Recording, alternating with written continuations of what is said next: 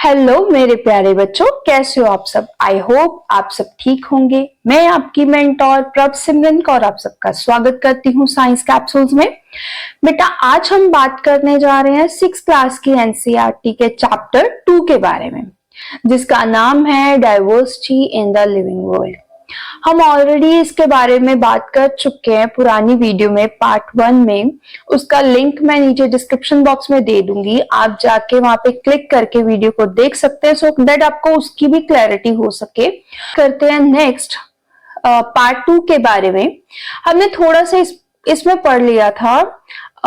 हमने last time जो बात की थी वो बात की थी पार्ट 1 में, diversity in the plants and animals around us, कि हमारे आसपास प्लांट्स एंड एनिमल्स किस तरह से उनकी डाइवर्सिटी एग्जिस्ट करती है।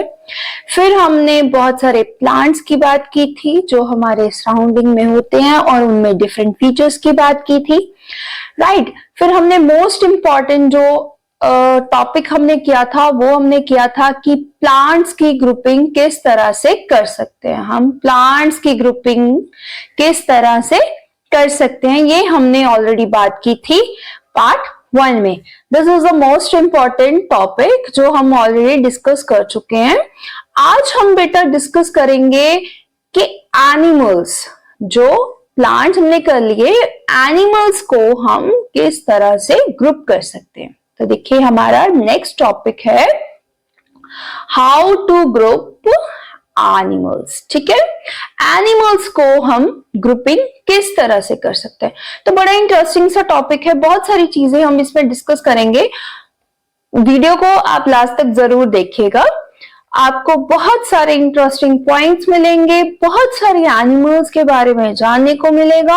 और आज हम सीखेंगे कि उनकी ग्रुपिंग करना क्यों जरूरी है और किस तरह से उनकी ग्रुपिंग की जाती है, और कहां से सराउंडिंग हमारे जो आसपास एनिमल्स एग्जिस्ट करते हैं उनको सरवाइव करने में हेल्प करती हैं। ठीक है, सो बहुत सारी इंटरेस्टिंग सी बातें हम आज करेंगे। तो चलिए हम वीडियो को फटाफट स्टार्ट करते हैं बिना टाइम वेस्ट किए। तो हम अगर अपने आसपास जब देखते हैं बेटा, तो हमें बहुत सारे एनिमल्स दिखते हैं और हम ये सारे जानते हैं कि सारे एनिमल्स जो होते हैं वो एक दूसरे से डिफरेंट होते हैं। ठीक है, तो कोई भी एनिमल एक दूसरे से मिलता जुलता नहीं होता, हर एक एनिमल एक दूसरे से डिफरेंट होता है। ठीक है, उनमें डिफरेंट वैरायटी होती है, उनमें डिफरेंट फीचर्स होते हैं। तो इन सब चीजों के बारे में हम आज बात करने जा रहे हैं। ठीक है, ये आप एक पिक्चर देख रहे हो अपने स्क्रीन पे, इसमें आप देखिए आपको बहुत सारे एनिमल्स दिख रहे हैं। जैसे आपको यहाँ पे काऊ दिख रही है, आपको यहाँ पे आंट दिख रही है, आपको स्नेक दिख रहा है, रेबिट दिख रहा है, बटरफ्लाई दिख रही है, ये फिश दिख रही है, फ्रॉग दिख रहा है। ठीक है, सो बहुत सारे, यहाँ पे स्नेक दिख रहा है।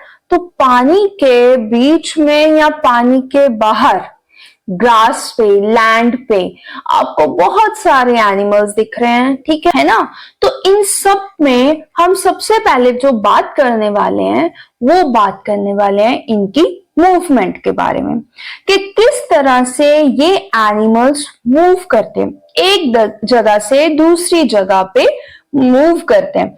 अब देखिए मूवमेंट के लिए उनको बॉडी पार्ट्स की जरूरत है। ठीक है, तो हम टेबल 2.5 में यही बात करने वाले हैं। पहले तो हम इसका टेबल बनाएंगे, सेकंड हम बात करेंगे कि उनके बॉडी पार्ट्स कौन से हैं जो उनकी मूवमेंट में हेल्प करते हैं और कौन कौन सी उनकी मूवमेंट्स हैं। ठीक है, तो टेबल 2.5 आपने जब क्रिएट करना है तो आपने ये 3 कॉलम्स बनाने हैं। पहला आपने कॉलम बनाना है कि नेम ऑफ एनिमल्स, कौन कौन से आपने एनिमल्स देखे उनके नाम लिख लिए। वॉक करते हैं, ठीक है, चलते हैं और जंप करते हैं। और एनिमल्स होते हैं जो कि फ्लाई कर सकते हैं, कुछ और एनिमल्स होते हैं जो कि पानी में सिर्फ चल सकते हैं, है ना। तो कुछ और एनिमल्स होते हैं जो सिर्फ वॉक कर सकते हैं। तो इस तरह से उनकी डिफरेंट डिफरेंट मूवमेंट होती है। अब बॉडी पार्ट्स उनको कौन से हेल्प करते हैं, जैसे कि लेग्स करती हैं, ठीक है, विंग्स करते हैं, फिन्स करते हैं। तो हमने ये टेबल बनाया, जब हमने ये टेबल क्रिएट किया तो हमारे पास कंक्लूजन का निकल के आया। तो कंक्लूजन बेटा ये निकला, कि बहुत सारे एनिमल्स जो हैं उनकी डिफरेंट टाइप की मूवमेंट होती है, ठीक है। कुछ एनिमल्स फ्लाई कर सकते हैं, कुछ एनिमल्स रन कर सकते हैं, कुछ एनिमल्स क्रॉल करते हैं, कुछ एनिमल वॉक करते हैं, कुछ एनिमल्स जंप करते हैं, ठीक है। अब जो बॉडी पार्ट इनको हेल्प करते हैं एक जगह से दूसरी जगह जाने में, वो कौन कौन से हो सकते हैं? वो विंग्स हो सकते हैं, उनकी लेग्स हो सकती हैं, या अदर बॉडी पार्ट हो सकते हैं जो कि उनको हेल्प करते हैं एक जगह से दूसरी जगह जाने में। उसके बेस पे हमें ये पता चलता है कि हर एक एनिमल शेप में, साइज में, स्ट्रक्चर में, कलर में और फीचर्स में हर एक एनिमल एक दूसरे से डिफरेंट होता है। तो ऐसे ही प्लांट्स में भी होता है ना कि हर एक जो प्लांट है वो अपने दूसरे प्लांट से डिफरेंट होगा। तो यही हमने पहले पढ़ा था, यही हमने यहाँ पे पढ़ा कि हर एक एनिमल की डिफरेंट मूवमेंट होती है और डिफरेंट बॉडी पार्ट्स उनको हेल्प करते हैं, ठीक है। अब हम इसमें एक और इम्पोर्टेंट जो टॉपिक पढ़ने वाले हैं वो है plants and animals in the different surrounding. इसी चीज को हम आगे स्टडी करने वाले हैं कि किस तरह से जो एनिमल्स जिस जगह पे एग्जिस्ट करते हैं वो क्यों एग्जिस्ट कर पाते हैं, ठीक है। बहुत ही इंपॉर्टेंट सा टॉपिक है, लास्ट तक वीडियो को जरूर देखिएगा। तो चलिए हम स्टार्ट करते हैं। तो इसमें हम बात करने वाले हैं कि प्लांट्स एंड एनिमल्स हमारी डिफरेंट सराउंडिंग में किस तरह से एग्जिस्ट करते हैं। जब हम नेचर वॉक में गए थे, लास्ट पार्ट 1 वीडियो में मैंने बताया था कि कुछ बच्चे नेचर वॉक में गए थे और हमने आपको भी सजेस्ट किया था कि आप एक नेचर वॉक में जाइए और एनिमल्स को स्टडी करिए और उनको देख के एक प्रॉपर टेबल बनाइए, है ना। तो जब हमने नेचर वॉक प्लान की थी तो हमने बहुत सारे सराउंडिंग में प्लांट्स एंड एनिमल्स देखे थे, ठीक है। अब हमने मूवमेंट को भी स्टडी किया है डिफरेंट एनिमल्स की, है ना। तो हम यहाँ पे कंसिडर करते हैं फिश और गोट को, ठीक है। यहाँ पे हम एक एग्जांपल लेने वाले हैं फिश और गोट की, ठीक है। अब देखिए फिश जो है वो पानी में रहती है। फिश कहाँ पे रहती है? पानी में रहती है। उसकी स्ट्रीमलाइन बॉडी है ना, ठीक है।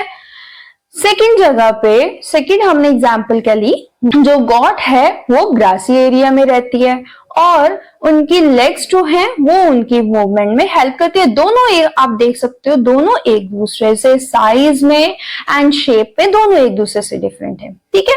अब हम इनको स्टडी करते हैं कि क्यों फिश पानी में रह सकती है और क्यों गॉड लैंड पे रहती है। तो बेटा हमने 2 एग्जांपल्स लिए हैं फिश एंड गॉड की, ठीक है। फिश में हमने देखा है कि स्ट्रीमलाइन बॉडी है और गॉड में हमने देखा है कि इसकी लेग्स हैं, ठीक है। अब ऐसा क्यों है? अगर आप इनको ध्यान से देखिए तो फिश में फिन्स होते हैं और इसकी स्ट्रीमलाइन बॉडी है सो दैट वहां पे वो सरवाइव कर सके। अब गॉड की बात करते हैं, गॉड रहती है लैंड पे, ठीक है। उसको अगर फिन्स दे देंगे तो वो सरवाइव नहीं कर पाएगी ना, ठीक है। लैंड पे रहना है गॉड को और वो ग्राउंड पे चल सके इसलिए उसके पास क्या है? लेग्स हैं, ठीक है।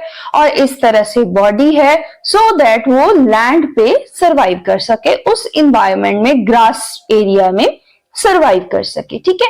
इसलिए इसका स्ट्रक्चर, इसलिए इसकी शेप इस तरह से है। अब हम आगे देखते हैं, सेकंड एग्जांपल हम लेते हैं कैक्टस की, कैक्टस एंड ड्यूडर ट्रीज की, ठीक है। कैक्टस जो है हमें पता है कि ये राजस्थान में एक थिक और फ्लैशी स्टेम के साथ पाया जाता है, ठीक है। और ड्यूडर जो ट्रीज हैं वो हिमाचल प्रदेश में होते हैं, ठीक है, हिमालयाज में। अब इनमें दोनों में अगर हम बात करें तो जो कैक्टस प्लांट है वो हमने बात की कि वो थिक और फ्लैशी स्टेम है उसकी, और ड्यूडर जो हैं वो एक कोनिकल शेप के, इस तरह से कोन शेप के होते हैं और स्लोप में ब्रांचेस होती हैं उनकी, ठीक है। तो ये इस तरह से क्यों है? अब देखिए ये जो कैक्टस प्लांट है इसको कहां पे रहना है? इसको रहना है राजस्थान में। राजस्थान में बहुत गर्मी होती है ना, पानी की कमी होती है वहां पे सूटेबल एनवायरनमेंट भी नहीं है क्योंकि वहां पे गर्मी बहुत है, ठीक है। अगर ठंड है ना, तो रात को ठंड हो जाती है और सुबह गर्मी हो जाती है। तो इस तरह से कुछ ऐसा वाला प्लांट चाहिए वहां पे, और एनिमल्स चाहिए जो कि दोनों ही कंडीशंस को फुलफिल कर सके और वहां पे सरवाइव कर सके, ठीक है। तो एक कैक्टस ही ऐसा प्लांट है जो कि फ्लैशी स्टेम का है, और वो उस फ्लैशी स्टेम में वो क्या करता है, पानी स्टोर करके रख लेता है, सो दैट जब कभी भी उसे पानी ना मिले तो वो वहां से पानी यूज कर सके, ठीक है। वो पानी स्टोर करके रख लेता है। इसलिए जो फ्लैशी स्टेम होने के कारण ही कैक्टस प्लांट जो है वहां पे सरवाइव कर सकता है। अगर हम डिओडर की बात करें तो डिओडर जो है वो हिमाचल प्रदेश में रहता है, तो वहां पे ठंड बहुत होती है ना। तो वहां पे ठंड होने के कारण उसकी कोनिकल उसकी शेप है और स्लोपिंग ब्रांचेस होती है, सो दैट वो स्नोफॉल में भी सरवाइव कर सके, ठीक है। तो आपको समझ आ रही है कि क्यों कोई भी एनिमल की शेप, उसका साइज उसके इन्वायरमेंट के अकॉर्डिंग ही होता है, ठीक है, उसकी सराउंडिंग के अकॉर्डिंग ही होता है। तो अब हम एक थर्ड एग्जांपल ले लेते हैं। ये आप कैमल देख रहे हो, ये आप दो कैमल देख रहे हो। एक कैमल आप देख रहे हो ये राजस्थान में सरवाइव करता है, दूसरा आप कैमल देख रहे हो जो कि लद्दाख में सरवाइव करता है, ठीक है।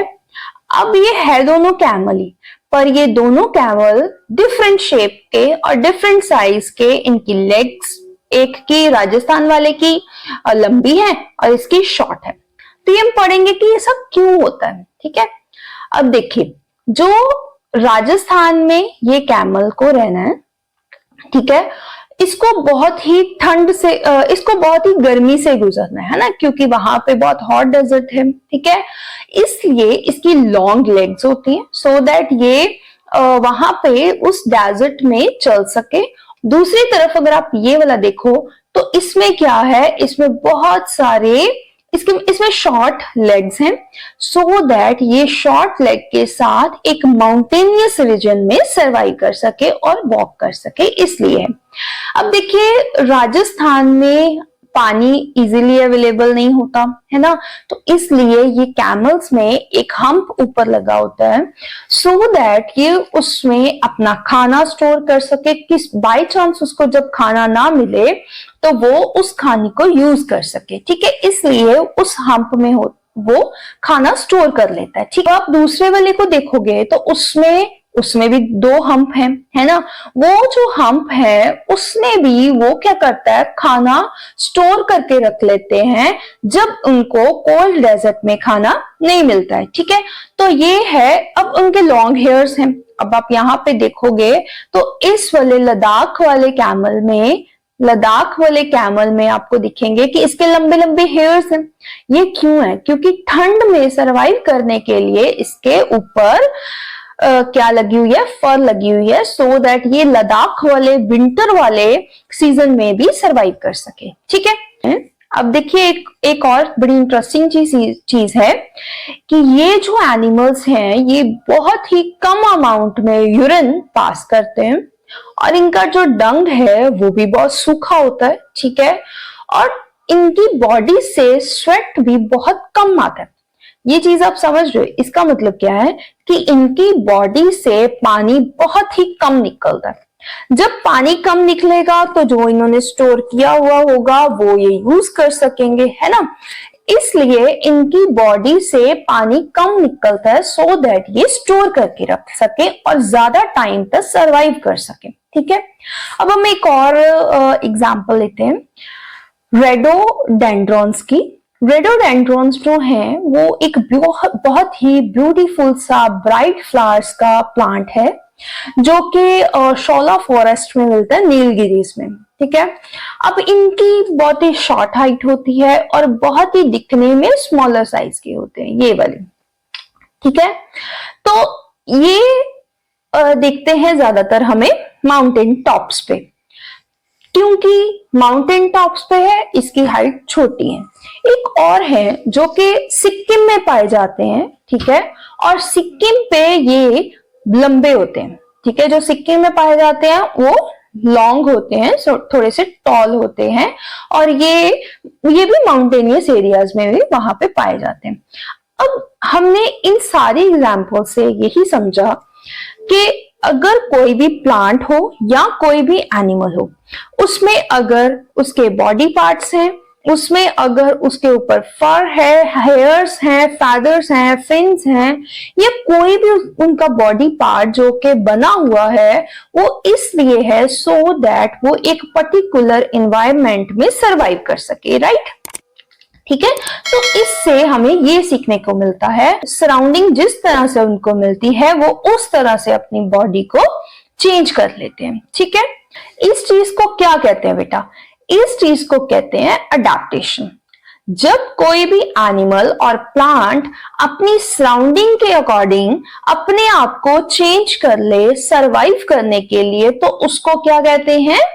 अडैप्टेशन। ठीक है, इसमें हमने बहुत सारे एग्जाम्पल्स देखे। ठीक है, एक और बहुत ही इंपॉर्टेंट सा टॉपिक है हैबिटेट।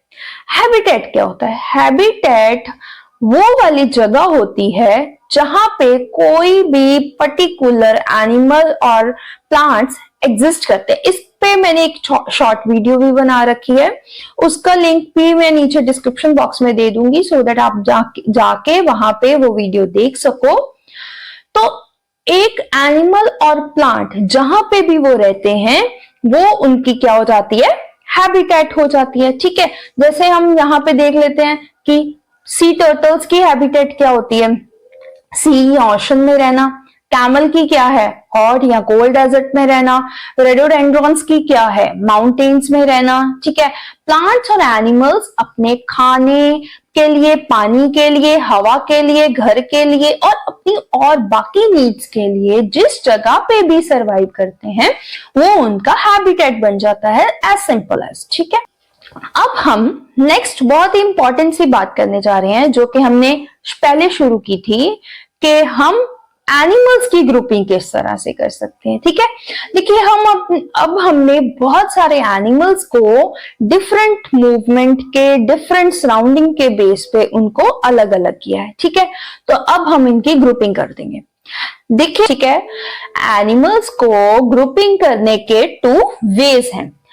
पहला वे है कि उनको देखो आप कि वो लैंड पे रहते हैं, और दूसरा है कि वो पानी में रहते हैं। ठीक है, पहला वे क्या है कि वो लैंड पे रहें, और दूसरा वे क्या है कि क्या वो पानी में रह रहे हैं और क्या वो लैंड पे रह रहे हैं। 2 है। ठीक है, जो एनिमल, ध्यान से सुनिएगा मेरी बात, जो एनिमल्स लैंड पे रहते हैं उनको हम टेरेस्ट्रियल एनिमल्स बोलते हैं, या उनकी हैबिटेट को बोलते हैं टेरेस्ट्रियल हैबिटेट। ठीक है, जो प्लांट्स और एनिमल्स लैंड पे रहते हैं उनको हम क्या बोलते हैं? Terrestrial habitat. ठीक है, जैसे कि बहुत सारी एग्जांपल्स हैं। ठीक है, टेरेस्ट्रियल हैबिटेट्स कौन कौन सी हो सकती हैं? फॉरेस्ट हो सकते हैं, डेजर्ट हो सकते हैं, ग्रासलैंड हो सकते हैं, माउंटेन्स हो सकती हैं।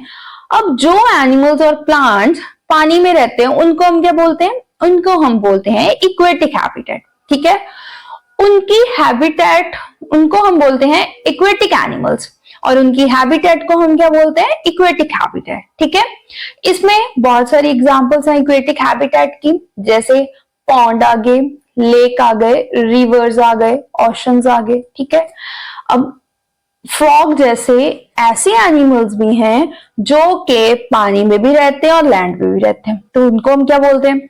उनको बेटा हम बोलते हैं एम्फीबियंस। ठीक है, वो वाले एनिमल्स और प्लांट्स जो कि पानी में और लैंड पे दोनों पे रह सकते हैं, तो उनको हम बोलते हैं एम्फीबियंस। ठीक, और आप क्वेश्चन का आंसर नीचे कमेंट बॉक्स पे दोगे कि क्या आपने कभी सोचा है जो प्लांट्स और एनिमल्स हैं, इनके हैबिटेट बाय चांस या नेचर की वजह से या ह्यूमन इंटरवेंशंस की वजह से टूट जाएं, बिखर जाएं, तो इन एनिमल्स का क्या होगा? बिकॉज ये तो डिपेंड है ना सराउंडिंग पे, तो सराउंडिंग पे डिपेंड होने की वजह से अगर बाय चांस इनका हैबिटेट टूट जाए, तो ये क्या एनिमल सरवाइव कर सकते हैं या नहीं कर सकते, ये नीचे आप मुझे कमेंट बॉक्स में बताइएगा।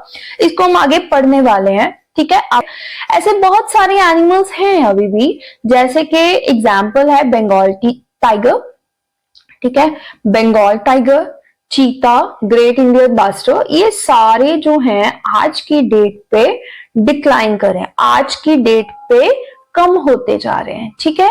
इसीलिए क्योंकि ह्यूमन इंटरवेंशन की वजह से इनके घर जो हैं वो टूट रहे हैं, ठीक है। तो वैसे तो इनको बचाने के लिए गवर्नमेंट ने बहुत सारे इनिशिएटिव ले रखे हैं, जैसे कि बंगाल टाइगर के लिए है प्रोजेक्ट टाइगर, इनिशिएट किया था 1973 में, ठीक है।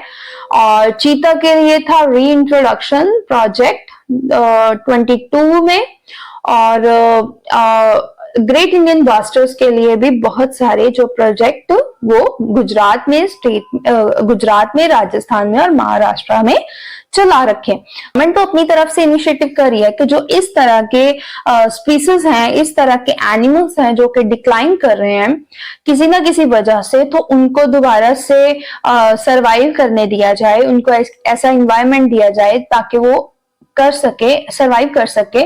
तो मुझे लगता है कि हमें भी थोड़ा सा पर्सनली अपने तौर पे थोड़े से इनिशिएटिव जरूर लेने चाहिए, सो दैट हमारे आसपास जो प्लांट्स और एनिमल्स हैं जो कि हमें नेचर ने दिए हैं एज अ गिफ्ट, तो हमें उनको बचाने के लिए कुछ ना कुछ जरूर कदम उठाने चाहिए, ठीक है। क्योंकि हमारा एक कदम नेचर के लिए बहुत बड़ा कदम हो सकता है, ठीक है। तो कोशिश करिए कि अपने आसपास प्लांट्स ज्यादा लगाइए, सो दैट ऐसे ही जो एनिमल्स हैं वो सरवाइव कर सके, और एनिमल्स को भी बचाने के लिए इनिशिएटिव जरूर लीजिएगा।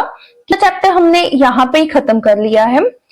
इससे आगे इस चैप्टर के कुछ सॉल्यूशंस हैं वो मैं आपके साथ जरूर डिस्कस करूंगी नेक्स्ट वीडियो में, ठीक है, जहां पे हम इस पे बात करेंगे कि इनके सॉल्यूशंस के बारे में, सो दैट आपको पेपर वगैरह में भी हेल्प हो सके और आप अच्छे मार्क्स गेन कर सके, ठीक है। ये बहुत सारे क्वेश्चंस हैं बेटा, तो इसको हम डिस्कस करेंगे नेक्स्ट वीडियो में, ठीक है। तो आज के लिए बस इतना ही। अगर आपको मेरी वीडियो पसंद आई हो तो प्लीज लाइक, शेयर, कमेंट करना मत भूलिएगा, सब्सक्राइब जरूर करिएगा, सो दैट आपको मेरी वीडियोस ज्यादा से ज्यादा मिल सके। Thank you so much.